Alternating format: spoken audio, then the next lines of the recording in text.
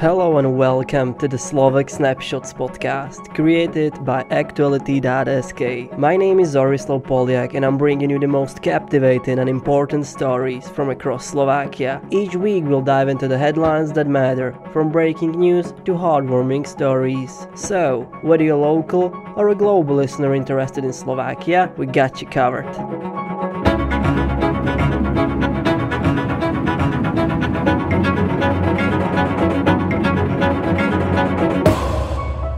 It is March 2nd and you're listening to the Slovak Snapshots podcast. Robert Fico in Paris and Prague threatened the Slovaks with involvement in the war. The Czechs sent him to Russia.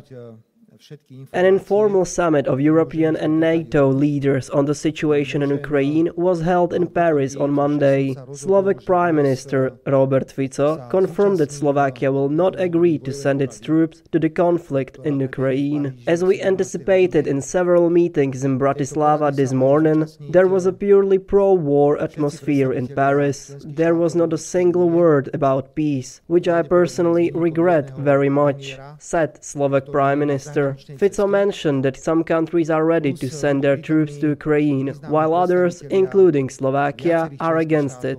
In his own words, he repeated the basic positions of the Slovak government in his speech at the conference. Our government is peace-oriented. Our government rejects the continuation of the war. We will not send weapons to Ukraine. We are only oriented towards civilian projects. And what is the most important is the consensus in the government coalition that will never agree to a Slovak soldier going to Ukraine to fight in this war, Robert Fico added. Day after the summit in Paris, a meeting of the Vyhraj 4 leaders took place in Prague. The Vyhraj group, also known as the Vyhraj 4 or V4, is a cultural and political alliance of 4 Central European countries: the Czech Republic, Hungary, Poland and Slovakia, aimed at promoting cooperation and further European integration. The group serves as a platform to discuss and promote common interests within the wider European Union. Fico stressed in Prague that the war in Ukraine will one day end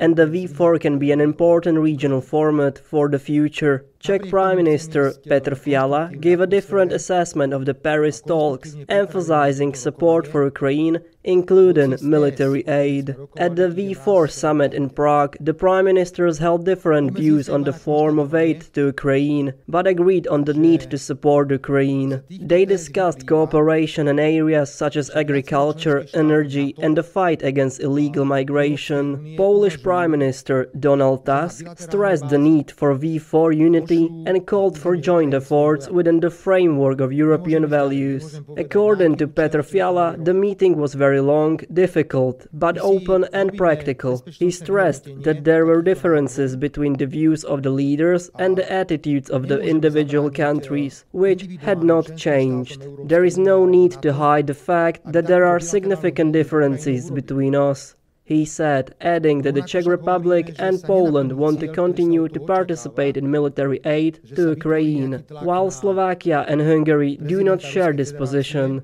However, he said, they are ready to participate financially or in humanitarian aid. The Czech Prime Minister also responded to the question of whether the V4 still has a future. It is certainly a slightly different institution than it was before the Russian aggression in Ukraine. That's just the way it is. But I'm glad that, perhaps thanks to our communication, it is possible to reach common solutions at the European level and a unified position on supporting Ukraine and condemning Russian aggression, Petr Fiala explained. There were tough negotiations in Prague and tensions between the prime ministers could be felt at the press conference. In terms of assessing the war in Ukraine, Czech Prime Minister Petr Fiala was on one side with Poland's Donald Tusk, while Viktor Orbán was on the other side with Slovak Prime Minister Robert Fico. Fico and Orbán were booed on arrival by a group of several dozen protesters.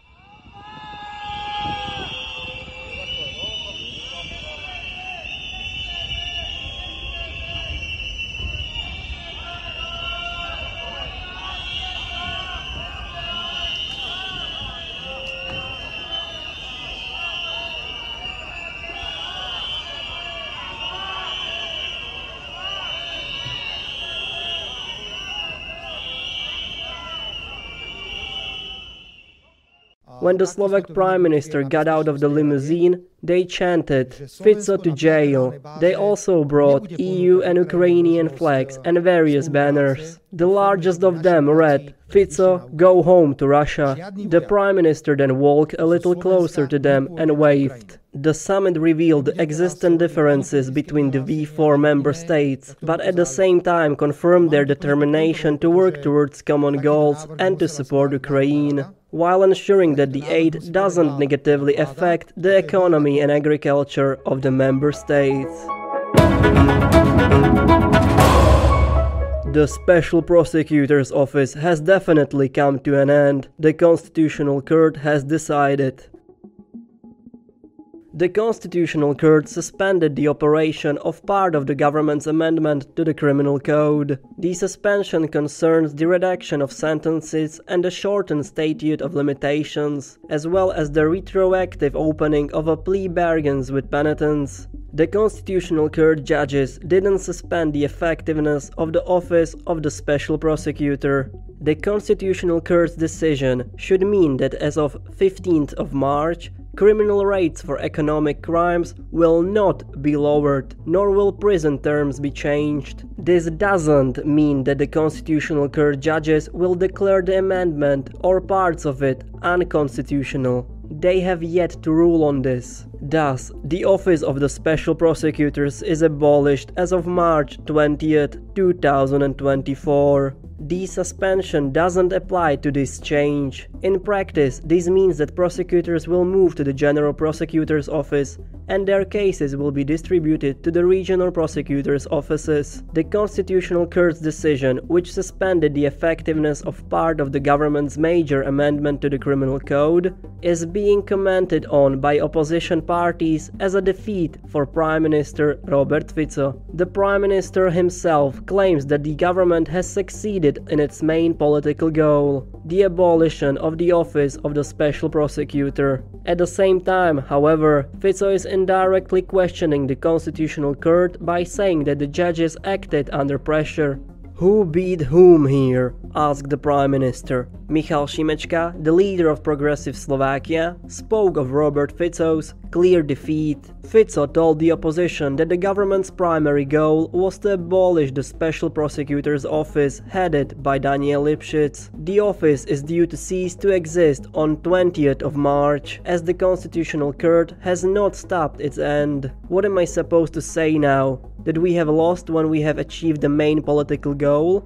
The Prime Minister continued. Fico repeatedly called the Special Prosecutor's Office a hotbed of human rights violations and said he was very happy that it was ending. Nevertheless, he has repeatedly criticized the Constitutional Court. In his view, it broke its own case law when it decided to suspend the effectiveness of a law that had not yet been published in the collection of laws. The coalition deliberately delayed the publication of the amendment to the penal codes, which was admitted, for example, by Deputy Prime Minister and Minister of the Environment, Tomáš Taraba. However, the Constitutional Court did not wait and ruled. Fico says he's very curious to hear the court's explanation as to why it acted as it did. He is also dissatisfied with the fact that, as he claims, he only found out about the court's decision from the media. He described this as an error, the likes of which has never experienced in the 30-year history of the court.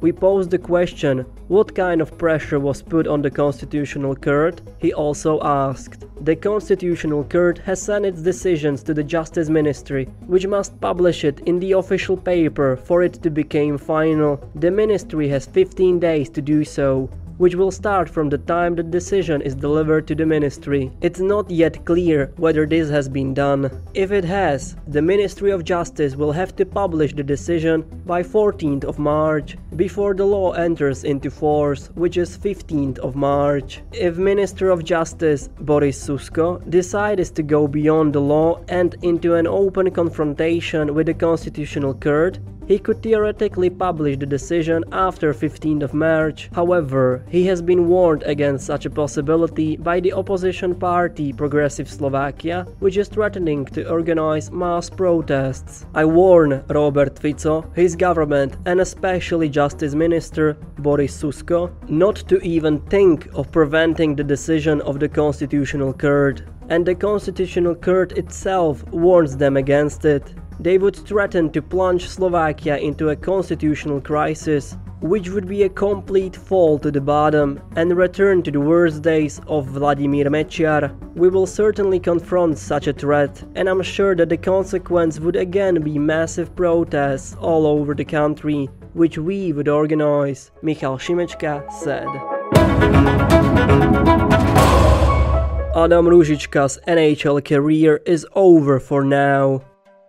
Adam Růžička's contract with Arizona Coyotes has been officially terminated after the club placed him on the unconditional, unrestricted, free agent list on Friday, and no one pulled him from it. The club placed him on it in response to a video that Růžička posted on his Instagram. A few seconds of a shot of a credit card and a line of what looked like cocaine. He later deleted the video, but it was too late. The NHLPA can still take action against this move, and the NHLPA has 60 days to appeal. There is a program for players to help them if they have a problem, for example with drugs. Clubs can direct players there instead of terminating their contracts. However, it is questionable whether the NHLPA will take that step. 24-year-old Růžička moved to Arizona in late January from the Calgary Flames when the Coyotes took him off the waiver list. He appeared in only 3 games for his new employer's team without scoring, and was only in the stands for the past 2 games. Before his transfer, he played mostly in the Flames' 4th line, where he collected 3 goals and 6 assists in 39 games this season. He played a total of 114 games with the Canadian club over 4 years, tallying 14 goals and 26 assists. Calgary drafted him in the 4th round in 2017. Never boring Slovakia.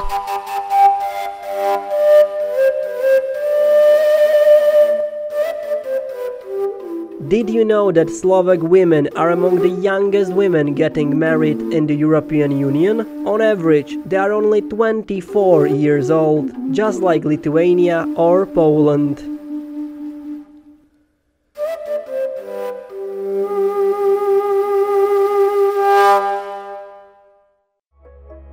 And there you have it, another the Slovak Snapshots podcast in the books. We hope you enjoyed this weekly adventure through the newscape of Slovakia. Remember, knowledge is power, so go ahead and impress your friends at the next gathering with your newfound facts. But hey, don't take yourself too seriously. Life's too short not to enjoy a good laugh. We'll be back next week with more stories that will keep you informed and entertained. Until then, stay curious, stay informed, and keep sharing those beautiful smiles.